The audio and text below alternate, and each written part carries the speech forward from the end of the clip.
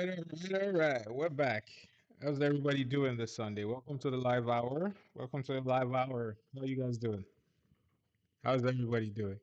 As you guys get in, just say hello to me in the comments. I want to know who's watching today. Today we're going to talk about this U.S. and Israel attack on Iran. We're going to talk about that today. We're going to talk about the response here in Canada. What has been the reaction to that particular incursion into Iran, which has, to be fair, been building up over the last few months. We're going to talk about the Canadian reaction, the reaction from Prime Minister Carney, reaction from Pierre Poilievre, and the reaction in general from the NDP voters, NDP leaders, and we'll see which side do Canadians. I want to get the pulse on you guys in terms of which sides do you fall on in terms of what response would you have loved to see from each of these leaders. So that will be an interesting discussion today. But in case I don't know if you're not somebody that pays attention to the news, this happened obviously this weekend. The United States and Israel launched a series of attacks that have now been confirmed to have led to the death of Iran's supreme leader, Ayatollah Khamenei, who is a religious leader but also the leader of the country, as well as a lot of his high-ranking officials. I would say most of his high-ranking officials have now been confirmed dead in this mission, but also in several in some other missions from past incursions. So now, the obviously this attack, this incursion by the United States has brought up the discussions about, is this a flagrant dismissal of international law? And we'll get into that discussion as well today. Do you think this is an abuse? Is the United States contravening international law in your eyes? I want to hear what you guys think about that as well in the course of the show today. And I want to get we're gonna have an honest discussion. So if you if anybody's gonna be sensitive, just maybe take a minute, touch grass or something. Take a chill pill. But we're gonna have an honest discussion. There is and I want people to come out ready to have a discussion today. Okay, that's what we're gonna do. Okay, I want to hear from different perspectives. I want to hear from different sides. And so the first kind of salvo, the first way we want to start this discussion is I'm going to ask you guys this question. Are you in support of the United States and Israel in this? But hey, Abby, welcome to the show. Welcome to the show. As I said, as you guys get in, you guys just let me know in the comments who's watching today. Okay, so Maple Boy is asking me what I mean by complicit. Okay, we can start there. That is a little bit further in the discussion, Maple Boy. But we can start there, actually. We can start there. So let's start there. So here is let the first question, because I want to lead you guys into the discussion a little bit. I don't want to just jump into it so that it doesn't get confusing for you guys. Do you agree that the attack or the incursion into Iran, would you categorize it as against or for, or would you say it contravenes international law? Would you say it is illegal? You guys get in the comments, let me know. What do you think?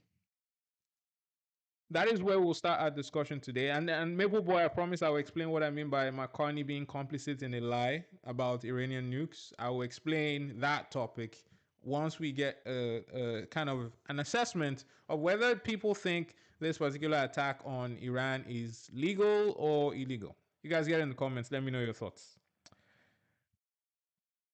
Here are my thoughts on this. Here are my thoughts on this. It kind of falls in a weird kind of gray area, and I'll tell you why. I'll tell you why it's not as cut and dry as a lot of my progressive friends would like you to believe. Yes, the unilateral incursion into a sovereign country is against international law. Yes. But also, when you factor in that some of the actions of the Iran administration of the administration led by Ali Khamenei, or that was led by Ali Khamenei before his death, confirmed yesterday. they took actions, killed their own citizens, took actions, executed their own citizens. That is against international law. Abby, hi. Hi, welcome to the show. That is against international law as well. So, in a sense, you can say, you know, what is if you can agree that the administration led by Ali Khamenei at the time had contravened international law by taking certain violent actions against its own citizens, notably in the most recent protests, they killed a whole bunch of people, right? So, if you can agree that the administration committed crimes that are regarded as perpetrated actions that are regarded as crimes under international law, is it not? And this is kind of a moral area I want everybody to settle on. If you can agree that they have committed crimes, would you consider the actions of the United States law enforcement essentially? Because that is essentially what we've come to expect of the United States in the way the world order, to use Mark Carney's words, in the way the world order shakes out, the United States is the enforcer of the organized world. I know we like to all hold our nose up on some of the things the United States does, and this kind of points to the hegemony that Mark Carney has pointed to in the past. But is this, if you can agree that the Iranian regime has committed crimes that are recognized as in international law as crimes, is the United States interference in Iran then not justified? You see what I mean? So that is kind of like one of the things I wanted to point out, and I wonder, I'm curious to get you guys' thoughts on that. But here's where it gets interesting, and Maple Boy, this is where I'm going to point out, because it seems like this is this. I don't know if this is the part everybody's waiting for me to talk about. So we're going to talk about that part. Um, Obviously, and I don't know if you guys have been paying attention to the news, like I do. But in 2025, there was an announcement, and I'll play you the contents of that announcement right now. I'm not gonna try and project it on screen. I'm just gonna play you guys the sound. You're gonna hear very soon the voice of Donald Trump. Okay? You're gonna hear the voice of Donald Trump, and and afterwards I'm going to explain to you exactly why I'm accusing, in a sense, Mark Carney of being complicit in a lie. I want to find that video for you just now. That's what I'm gonna show you that video now, and I want to hear how you guys feel about this. The U.S. military carried out massive precision strikes on the three key nuclear facilities in the Iranian regime: Fordow, Natanz, and Esfahan. Everybody heard those names for years as they built this horribly destructive enterprise. Our objective was the destruction of Iran's nuclear enrichment capacity and stop to the nuclear threat posed by the world's number one state sponsor of terror. Tonight, I can report to the world that the strikes were a spectacular military success. Iran's key nuclear enrichment facilities have been completely and totally obliterated. Iran, the bully of the Middle East, must now make peace. If they do not, future attacks will be far greater and a lot easier. Short time ago. Okay, so that was, for those of you who are not familiar with the details here, that was Donald Trump in sometime in 2025. After the United States sent a whole bunch of bunker busters to Iran to attack what at the time was described as Iran's nuclear facilities, nuclear enrichment facilities.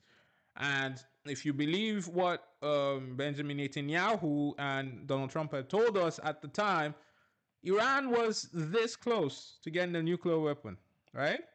And so it was necessary to send bunker busters at the time to blow up these sites. And Donald Trump told us told us there in no mincing words, in no unclear terms, Iran's nuclear capabilities had been neutered. Their facilities had been complete. Their nuclear capabilities have been completely obliterated. Now, I'm not a nuclear scientist or anything, but I know it doesn't take a year for them to reveal something that is completely obliterated like that. That technology, it doesn't take a year to get that back. Let me get to your comment here, Isa. Isa says US has tons of mini bases all across countries and continents, the largest military as well. Technically, they are sort of the world enforcer at this point. Yeah, and that's exactly what I'm saying. If you agree, as I said, that the Iranian regime has committed crimes against their own citizens, then technically you could call this enforcement. So there are many people that are very quick to say, oh, this is against international law, but there is that justification that the United States could use. Okay? Before that, apart from that, you can even, before they even start to talk about the possibility, as they say, of nuclear weapons, which I am trying to point out to you here. See, that one is a weaker reason for them to have gone into Iran. Because as I told you, or as I just played you, the Trump administration sent a whole bunch of bunker busters in 2025 into Iran to neuter said nuclear capabilities. And now a year later, they're like, oh, Iran might be a week away from a nuclear weapon. So what does that tell you? What does that tell you?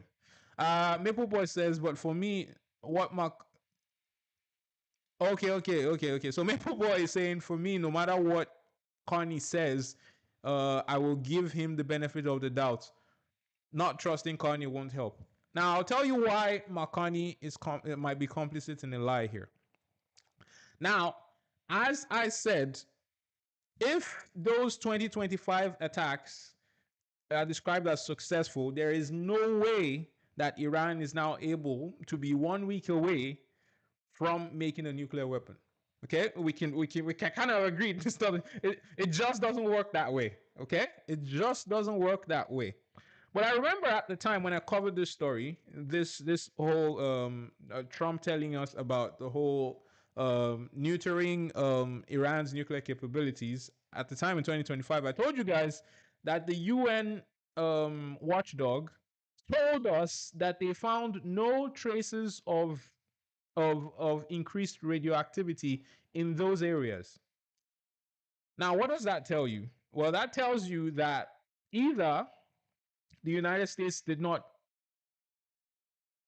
destroy what they thought they destroyed, or those things were or those things were not there to begin with. Okay, those are the only two possibilities, or those.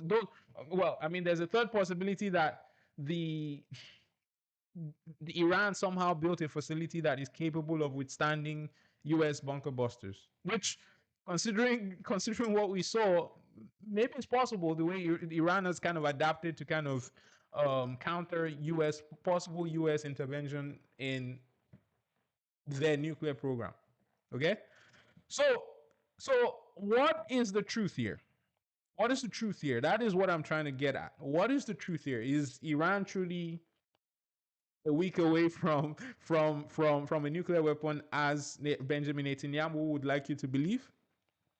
Because we know Benjamin Netanyahu has been telling people that for the last 33 years or whatever that he's been in public life, that Iran is close to a nuclear weapon, right? And a few times in there, notably under Donald Trump, both as far as I'm thinking now, notably under Donald Trump, he has been able to convince a president to take military action in Iran. Okay, so is if we if and here's the thing, this whole idea of phantom nuclear weapons, and I'm not asserting this to be true, but I want to get you guys' thoughts. So get in the comments. If this whole idea of phantom nuclear weapons is not particular to Iran, right? This was the same playbook when they went into Iraq, right? There were supposedly weapons of mass destruction here. in Iraq. They went in, came out with nothing, right? It was part of the whole justification for Libya as well, for the deposition of Muammar Gaddafi, amongst other things, of course, right? Amongst other things. So, what is the truth about these nuclear weapons? That is kind of one part of the, and maybe it's hard to know. It's hard to know, but it would seem it would seem that this lie from a year ago is not, or whatever they believed a year ago is now coming back. And Mark Carney, on the premise of saying, well, we can't let Iran, and this is the premise under which every single world leader is able to stomach this particular incursion into Iran. A lot of them are, including obviously Mark Carney is one of the few that has come out and said something. But the whole thing for them has always been, well, if Iran is about to get a nuclear weapon, well, do whatever you can, whatever you need to, United States, go ahead and do what you need to, and we would just turn a blind eye to that. We would support, in this case, your decision to enforce to enforce the nuclear non-proliferation and attack Iran. Okay, so is Mark Carney, in endorsing this attack, complicit to this lie about Iran having nukes or being 1 week away from creating a nuclear weapon? Is that the truth? What is the truth about Iran's nuclear weapons? Okay, so that is what I mean, Maple Boy, when I'm talking about this. So I want to hear you. I want to see you guys get in the comments. Let me know your thoughts. Now, obviously, there have been a few reactions across this country. Polyev obviously was always going to support this particular attack, right? It plays well with with Jewish supporters, which tend to be conservative, it would seem, in this country.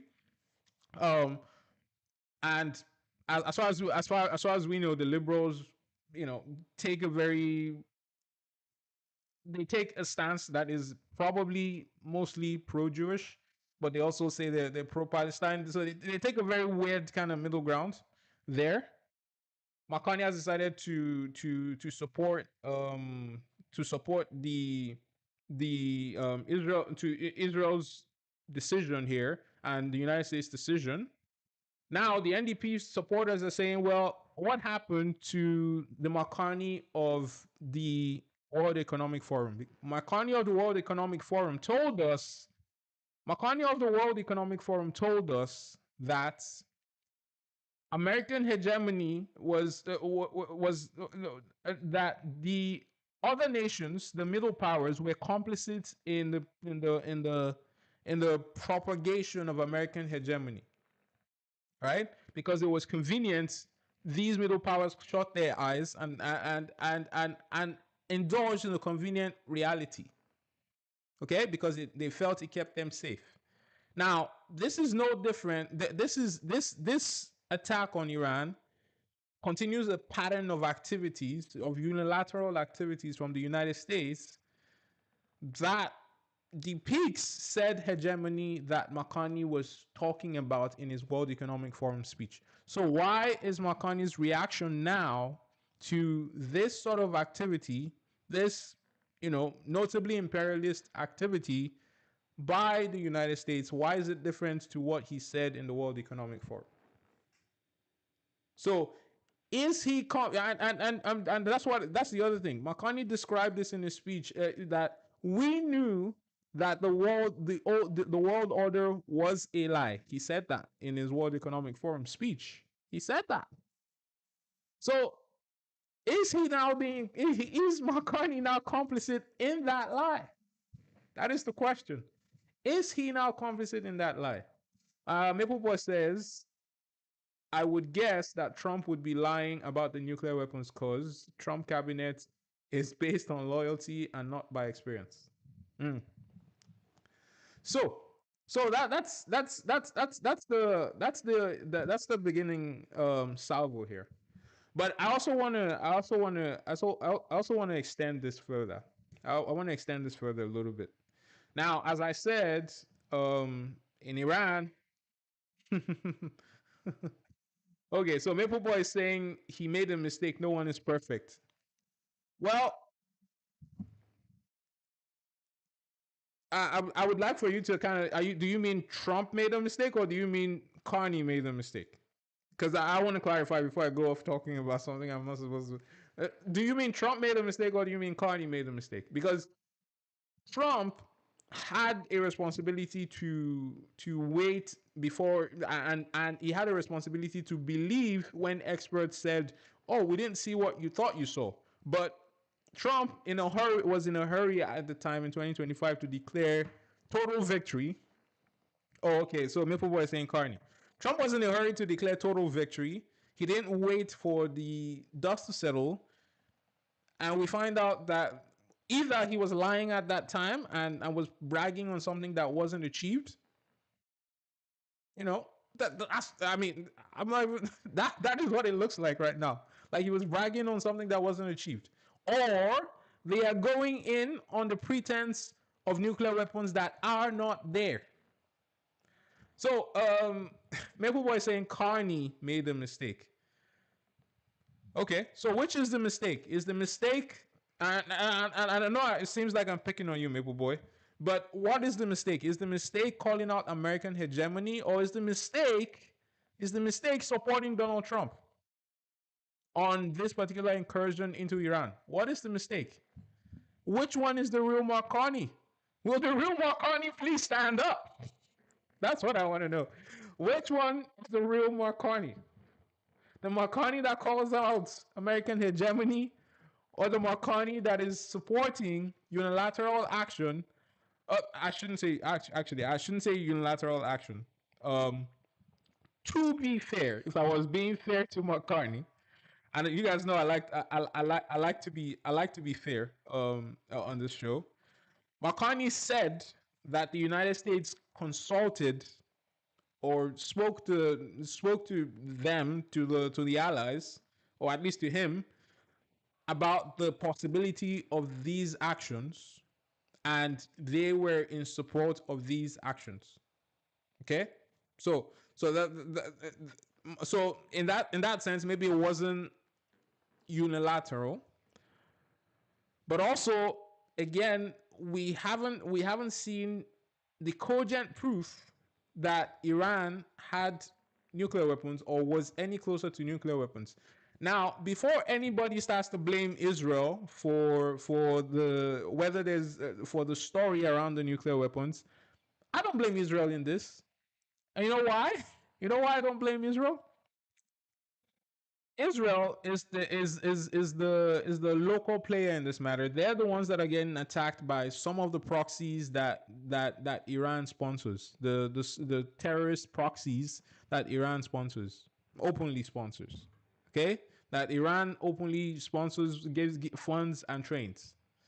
Okay, so and some of these organizations, for example, Hamas, have the stated goal to obliterate Israel, remove Israel from the map. So I can't even blame. I don't even blame Netanyahu for this. A lot of people like to scapegoat Netanyahu.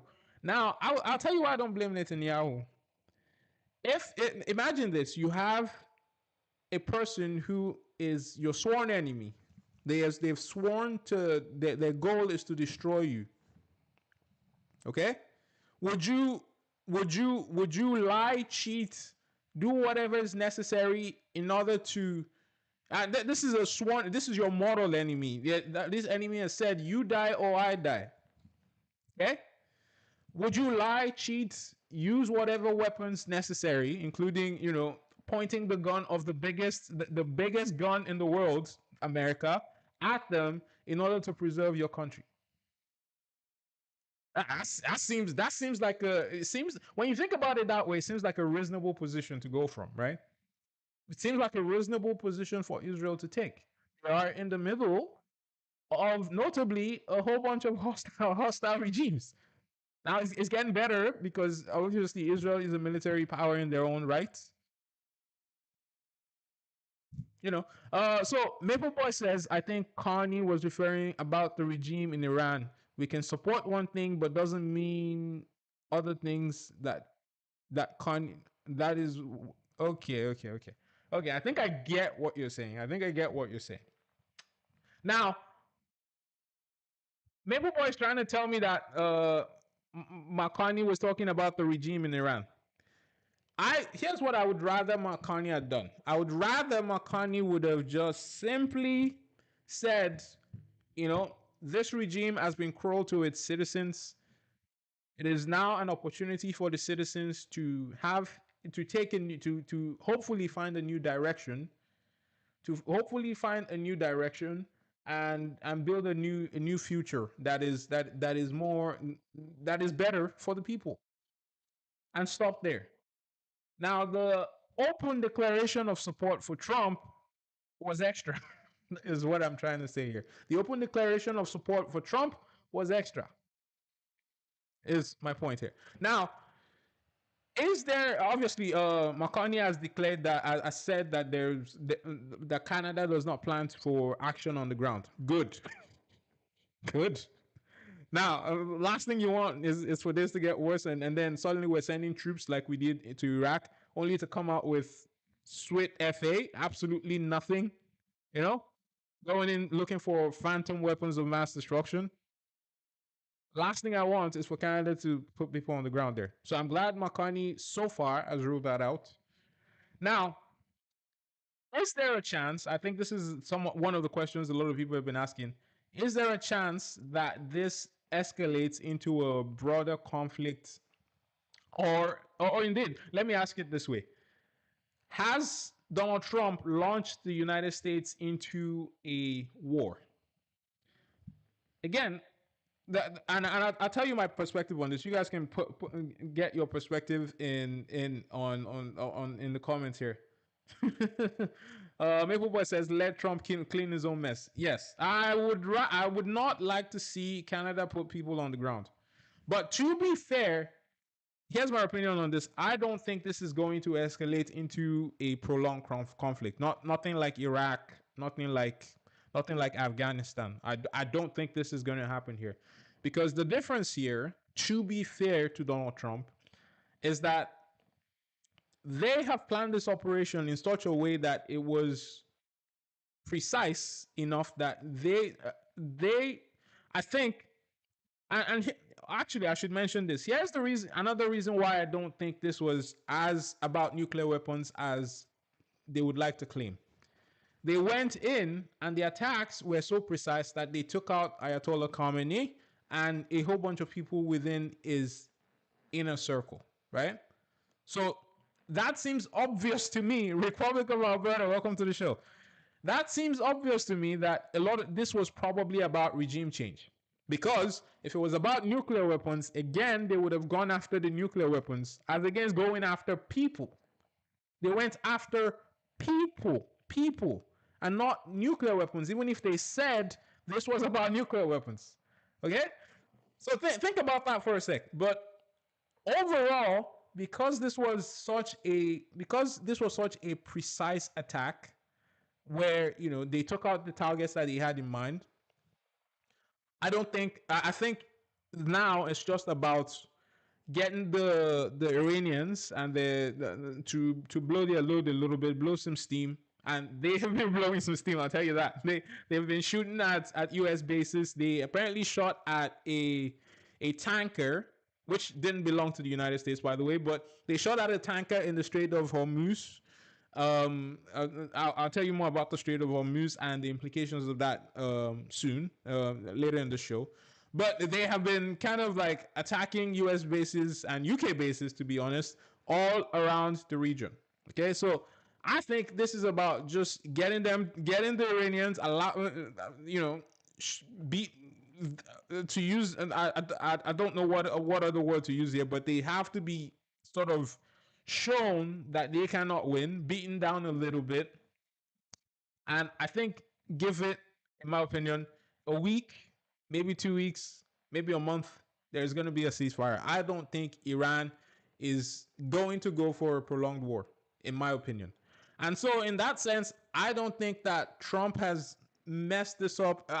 I'll tell you what people should be more worried about, actually. I'll tell you what people should be more worried about in a sec. I don't think Trump has messed this up enough that there's going to be a wider regional conflict.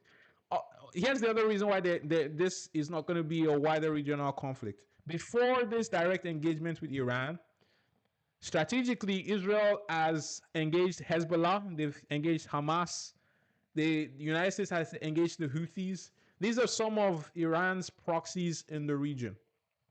Okay? And throughout the last year, stroke 2 years, Israel and the United States have engaged with each of these proxies. And so those proxies are significantly weaker now. So they can't help Iran right now. So Iran is on their own unless Russia and China choose to involve themselves. And Russia seems to have their hands busy right now. Okay? And China is just at the moment not the type to get involved directly in these sorts of wars. Right? Maybe North Korea might. Who knows? Okay? So that is why I don't think this is going to escalate. Because Iran is basically, at this point in time, fighting on their own. Now, if they are successful and they blow up and the United States is expecting the retaliation. So even with the attacks on the United States bases, I hear, obviously there was the announcement today that three military personnel were killed, U.S. military personnel. I think the United States will probably eat that, and they will not escalate this into a broader conflict. I'm sure Iran and the regime at the moment, they're probably a little bit, dazed. I don't think they want a broader conflict either. Republic of Alberta says, you take for granted the country you enjoy living in. Our ancestors fought like hell for Canada to become a nation. When did I take Canada for granted, Republic of Alberta? I didn't take Canada for granted. I just said we shouldn't be pulled into a war over something that may not exist. Sort of like we got pulled into the Iraq war over weapons of mass destruction that turned out not to exist.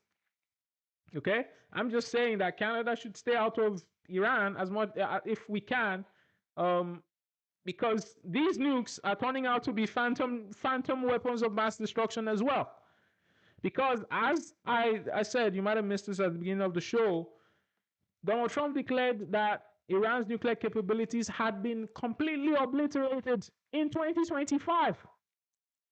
And Benjamin Netanyahu, has been telling us for 33 years that Iran is close to a nuclear weapon.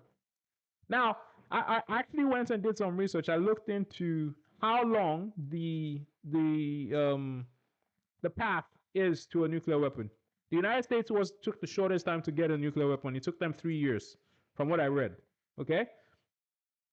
A lot of countries like India, South Africa, China took them closer to 10 years to get a nuclear weapon. So 33 years.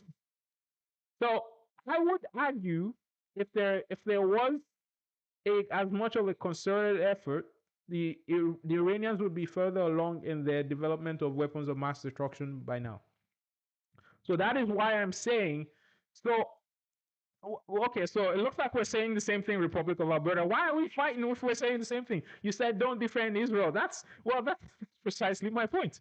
Anyways, yeah, so Isa says, I sort of blame the British, drawing the maps after defeating the Ottomans because they promised both Jews and Arabs to get the same land despite being known to be mortal enemies. The British have done quite a few crazy things around the world. I mean, my country, obviously, I'm Canadian, but I'm also, you guys also know I'm Nigerian as well. I grew up in Nigeria. I was born in Nigeria. And the situation in Nigeria is kind of similar in that sense, where the United States drew a map around a whole bunch of tribes that have zero in common. Basically, there are over 150 languages, I want to say, in Nigeria. Just very different people, wildly different people. And that continues to destabilize the country of Nigeria today, the country I grew up in. Okay, so the British do have a record of doing this sort of shit around the world. Republic of Alberta says 70,000 Canadians died during World War One. Our families lost 2 farms because our men were all crippled or killed. 80% of the men who were forced to fight were conscripted from Western provinces. Interesting, interesting, interesting. So I don't think, as I was telling you guys, I don't think this devolves into a war, a wider conflict. I think Iran is they're going to, retaliate as you would expect. And I think that the United States and Israel are expecting these retaliations, and they will defend as stoutly as they can. And I think there will be a ceasefire. That's what I think is good.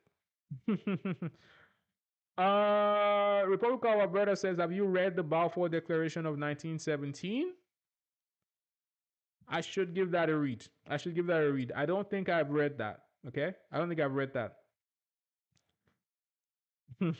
Anyways, so here's the thing about Donald Trump and consequences, and I think it was Isa that was talking about letting them clean up the mess.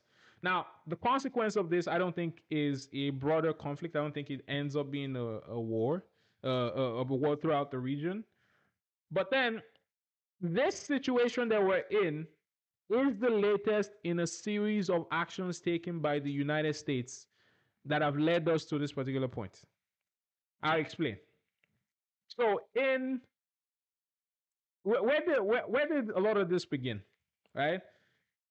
The Iran. Let me begin somewhere in the middle of the story. Okay, Iran had a democratically elected leader, a guy called Mossadegh or something like that, right? He was a democratically elected leader who sought to nationalize Iran's oil. Now, the British, who controlled the oil at the time, didn't like that. Okay? They did not like that. And so, also, obviously, the United States and their British allies did not want the Soviet Union to control that oil during the Cold War. And so they orchestrated a bunch of events that led to the ouster of this particular democratically elected leader of Iran. And that ushered the introduction, that ushered in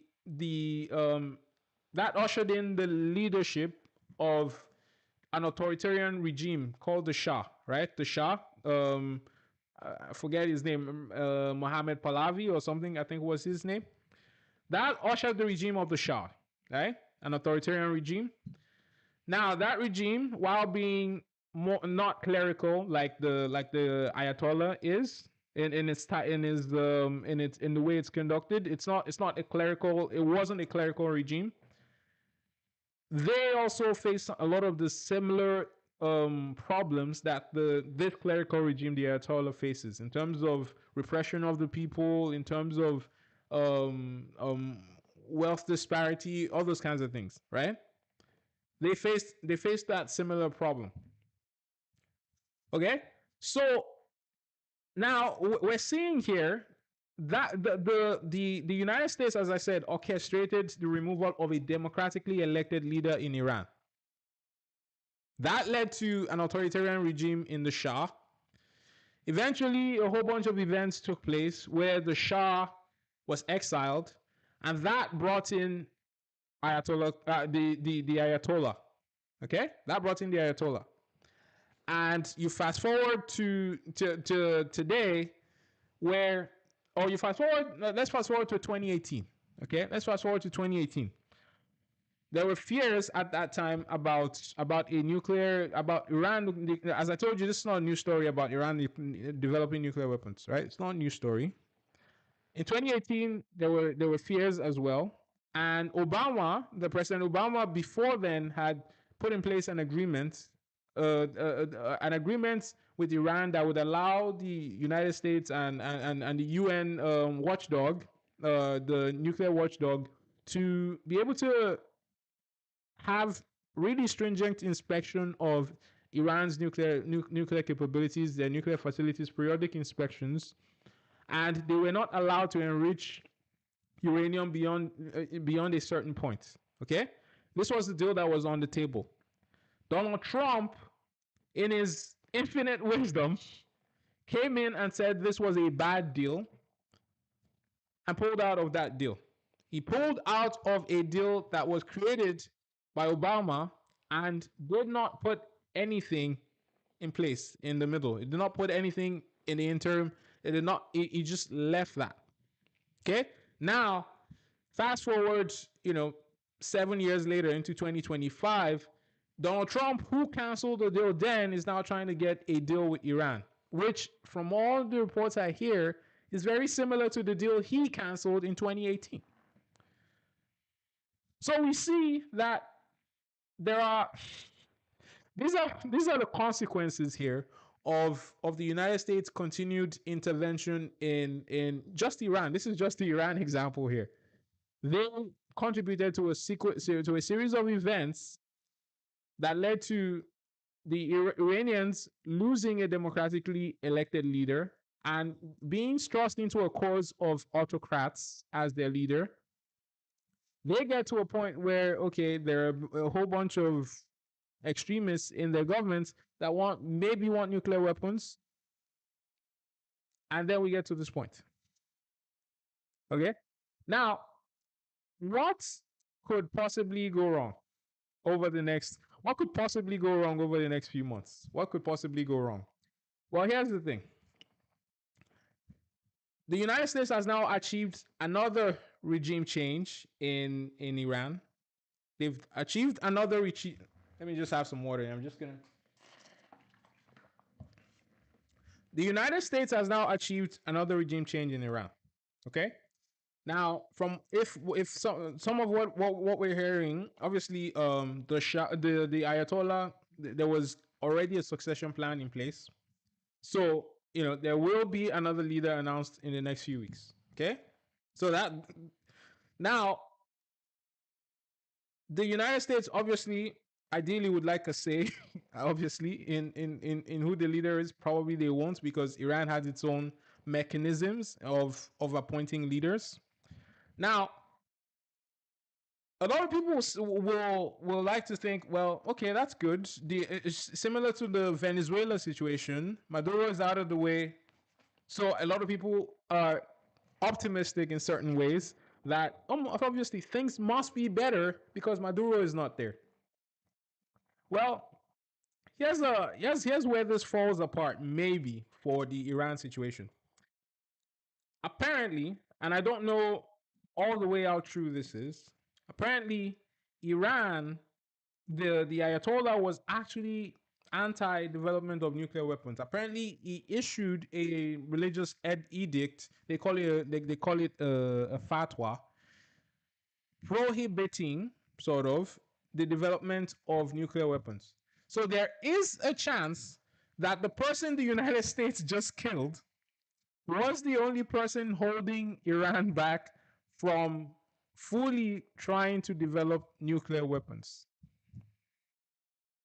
Actions, consequences. There is a chance that the next person is maybe a hothead, an extremist, maybe somebody who has seen the actions that have now taken place and has decided that, okay, we're gonna get nuclear weapons no matter what, because I mean, look at North Korea. Nobody's molesting North Korea because they have nuclear weapons. Maybe this just says no matter the sacrifice, they have to get nuclear weapons. Actions, consequences. So there is the possibility that that more and more Iran continues to get pushed and pushed and pushed further in a direction where I don't know, maybe inevitably there has to be a ground incursion into Iran. Who knows? But here, don't. What I will say is this: you guys, hopefully, it doesn't sound like I'm defending the Iranian regime. But here's what I'll tell you guys. It is good that these monsters are currently out and are currently not with us anymore on this earth. It is probably for the best. Okay. I mean, a lot of you might remember 2020. The Iranian regime denies this, but obviously, they said they didn't do it. They said it was an independent missile testing organization that did this. But a plane carrying 55 Canadians was shot down by the Iranian regime allegedly in 2020. Now they say, as I said, an independent organization carried out that particular. They shot down the plane. They say an independent organization did that. 176 people died. Okay. Now you also add some of the atrocities being committed by a lot of their proxies, the Houthis, the Hezbollah, Hamas, those organizations. This regime is by no means that, you know, it is a good thing. It's a good day that they're not with us anymore.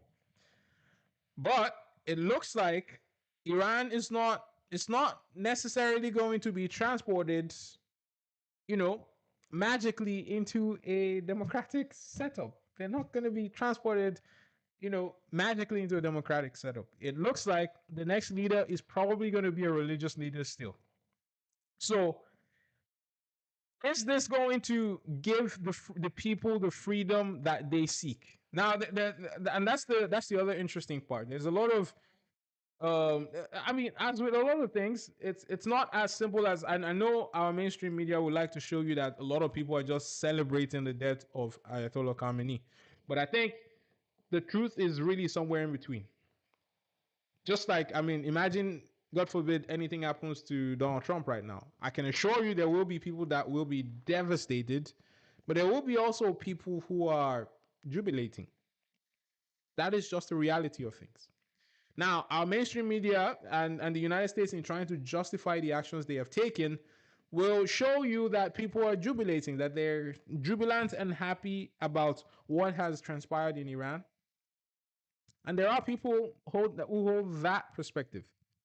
But there are also people who are sad about that. So my whole point here is, I mean, the whole justification for a lot of people is, and I mean, similar to the case of Venezuela, is, well, this gives the people freedom. But what did we learn in the case of Venezuela? The removal of Nicolas Maduro did not lead to you. Wow, you guys are so quiet today. I don't know. Maybe I'm giving a long speech. Well, the removal of Nicolas Maduro did not automatically lead to a democratic. It did not lead to an election. It did not lead to the installation of a leader that is for the people. It led instead to the installation of a puppet in Delcy Rodriguez, in Venezuela's case, a puppet, and it led to the United States seizing Venezuelan oil and selling it off for profits. Think about that. Now, the Iranians are obviously celebrating because they've suffered long under Ayatollah Khamenei. Okay? They have. And they have. But will they receive the freedom that they've been promised from this? I don't know. Because, as I said, there is a very, very high chance that the next leader is going to be also a religious cleric. Now, one of the would-be successors, let me catch your comment real quick, Republic of Alberta. Republic of Alberta says the early Nakbas were against Christians and they were brutal. Okay. So, even when you look at the successors that are seeking to take the position of the Ayatollah, one of them is described as a moderate. And I don't know what that even means. I don't know. Okay, so Republic of Alberta says they shipped oil to Israel. Did you not know that? That's funny. If I don't know what a moderate looks like for a religious leader, does that mean that the repression of women is going to stop? Does that mean that people's right to protest is suddenly protected? What does that mean? What is a moderate cleric? I don't know. So there is a chance, is my point here, that this situation remains the same. And again, we don't know that they were actively pursuing nuclear weapons. We believe the good guys. We believe, or I should say, good guys in quote. We believe the good guys in and probably we know better, but we believe the United States, we believe the CIA's intel, we believe Mossad, and we believe Israel. Apparently, right? So, anyways, we will see how that evolves. I don't want. Let me not go too far into that. Let me not go too far into that. We will see how that evolves. Let me just tie it up there. So that is Iran. That is Iran. That is so. What I wanted to. This is where I wanted to conclude this show today. This is where I wanted to conclude the show today. We've established now. We've established now that this is possibly not about nuclear weapons. Now we can choose to. We can say, okay, maybe we believe the. Well, as I said, we believe we believe the good guys, the allies, the United States, and we believe Israel. Okay, let's just leave it at that. But if we admit that this wasn't about nuclear weapons, what else could this possibly be about? I want to get some ideas. What else could this possibly be about? Allow your imagination just go. Republic of Alberta, this is right up your alley. What else could this possibly be about? If this isn't about nuclear weapons, if this isn't about nuclear weapons, Republic of Alberta says they stole their land. No, that's not what I'm talking about. If the incursion into Iran isn't about nuclear weapons, as we kind of have sort of established throughout through the show today, if it isn't, about impending nuclear weapons, what could it possibly be about? Come on, come on, come on! It's staring you right in the face. Somebody, I want somebody to tell me what you think this could possibly be about. If it is not about nuclear weapons, what could it be about? What is Iran's biggest resource? No. No, no, no, no, no. It's not about greater Israel. I mean, maybe for the Israelis it's about greater Israel, but I'm talking about I think for Israel, I think inherently this is about security for Israel. I think I genuinely think, and I told you guys during in the course of the show, I do not blame the Israelis for whether this is.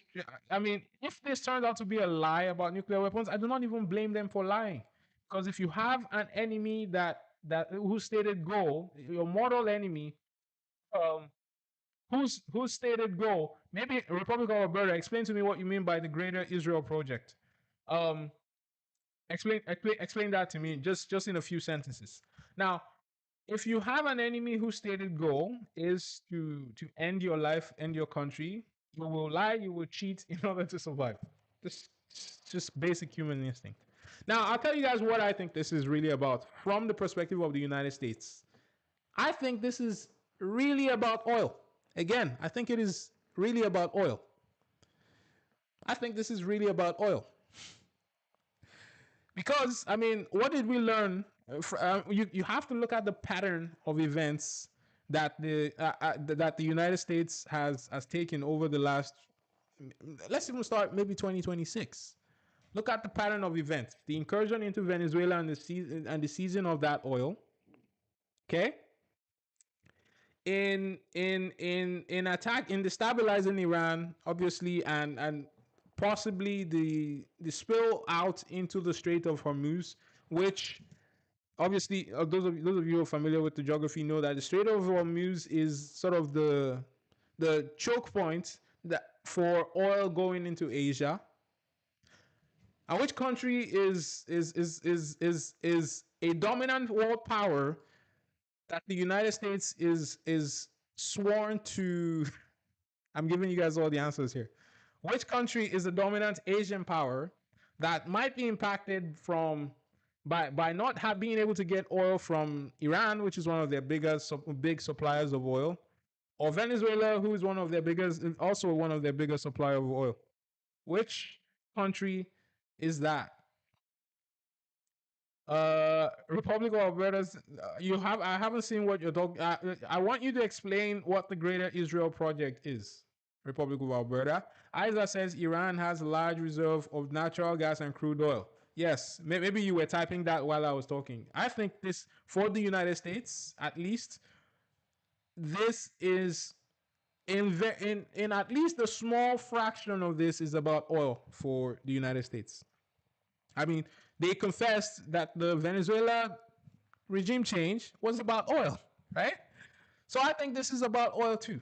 I think this is about controlling the controlling that resource and preventing China from exerting from being able to from exerting control over those resources, basically. To put it simply, I think that's what this is. And what will happen over the next week or so, and this has already started, we've seen oil prices go up.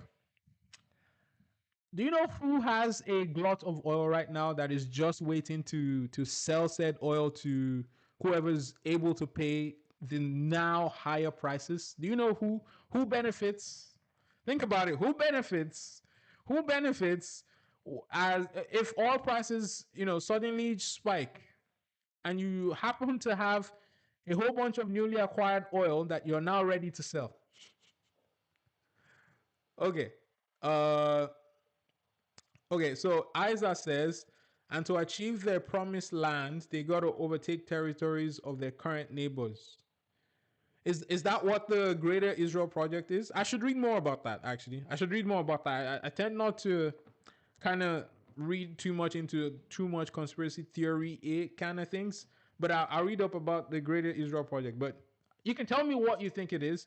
Um, so as I think that's what you're trying to describe here. You're saying that the Greater Israel Project is basically in order for the Israel to achieve their promised land, overtaking the territories of their current neighbors.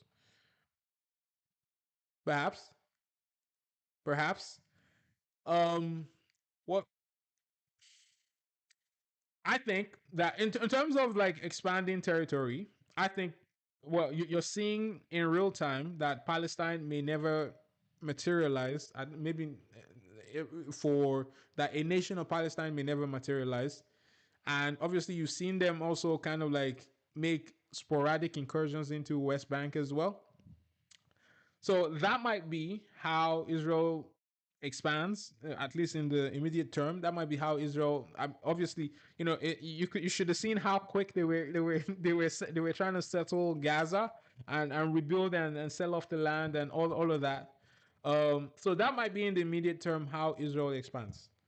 Now, in terms of like taking more land from countries like Egypt, maybe taking more land from, I guess, Lebanon. I don't, I don't know. They have sort of. I mean, with Lebanon, they're not. It's not as hostile as. It's not as hostile. I mean, they recently Israel recently had a whole like blowout with Hezbollah. I think Hezbollah is Lebanon. Um, Israel recently had an engagement with Hezbollah, but by and large, I think the Lebanon has been cooperating with Israel. So I don't know if there's an expansion that way for Israel. There's also Egypt. I think is has been cooperating pretty well with Israel as well. So I mean, short of them absorbing the Gaza Strip and eventually the West Bank, I don't think I don't know how Israel expands. But obviously, you never know. That's the whole point, right? You never know. So I think that this is about oil, and I think that when the prices go up, obviously the United States gets the benefit of they have a glut. They recently acquired Venezuelan oil that they can sell now at these higher prices. This also coincidentally benefits countries like Canada as well, Western suppliers of oil. But it hurts China. It hurts China because these are two of the big suppliers of oil. I mean, obviously, I think the biggest one is Russia, so that still remains. I think they have an overland supply with Russia. Um, but this, if this continues, and this is my big worry with this, if this continues and the United States continues to find ways to choke out China, I I worry I worry that we are headed towards a point where China will have no choice but to engage with the United States, because it would seem that the United States is intent on crippling China. You know, crippling their oil supply, crippling their ability to trade with the world, with all sorts of with the United States forcing people to pick between themselves and China. You know, it would it, we are pushing towards a point. Hopefully, nowhere, not in any time soon. We're pushing towards a point where there might unfortunately be a direct confrontation between China and Russia, and I hope that that never happens. Republic of Alberta says read the diaries of Theodore Herschel. Um, his portrait hangs in Israel's Knesset. Um, okay, okay, I can read that. Isaac says technically they didn't go for this during the past. When the British gave back their lands, Palestinian Arabs were given 80% of the lands. Jews were given 20%. Okay. Technically, they didn't go for this during the past. Okay. Interesting. Oh, I think what you're talking about the map before 1945. Yeah, I think it was 1945. Um, when you're talking about sort of that weird inversion of the map where Palestine had most of the land and then now it's like flipped the other way. I think that's what you're talking about, Isa. Anyways, that is the show today. That is the show today.